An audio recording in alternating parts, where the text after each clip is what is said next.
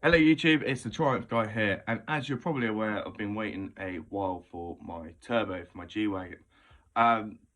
So I'll go for a quick backstory of what's happened, and then I'll go straight into the review. So essentially, my turbo blew. I knew it was pretty bad way, and I'll put a little video of like the amount of tolerance I had on the inside there. It was really bad. And then anyway, sent up to Scotland. Got told they were really good.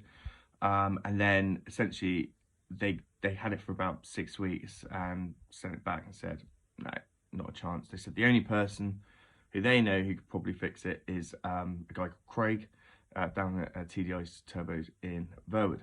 So received the turbo back now, and we're just going to go over it now. So looking at the turbo, as you can see, they've cleaned it all up really nicely. This was really rusty. Now the thing is, I couldn't get a bolt on turbo because obviously the G-Wagon is naturally aspirated. Back in the year 2000, someone has put an aftermarket turbo on. Now what they've done here, they've cleaned all this up so it looks pretty much brand new, and this they've put new bolts on, which is really nice of them. A new actuator. They've cleaned up all this. I mean, this was covered in oil. I'll put a picture just up there of what it was like beforehand. And yeah, they've just done a really nice job. All in all, comes with the balancing data as well. And this, which I thought was going to be lost. Sometimes we lose the mounting bracket for my turbo. Wasn't lost, and put them into a nice bag, which is very kind of them. And all in all, they've done a really good job. This turbo was an absolute nightmare because it was essentially built, like I said, 20 years ago. And they were saying that it was a complete hybrid turbo. So obviously it had like bits of everything. That's why I couldn't find an ID plate on it anywhere. Hasn't got an ID plate because it is literally parts of different turbos bolted together.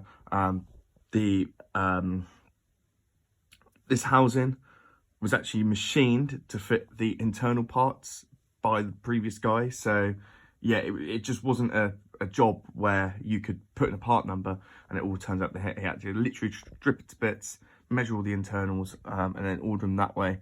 And yeah, so guys, if you have got a difficult turbo, which you don't think anyone can fix, definitely take it to TDI Turbos in Verwood.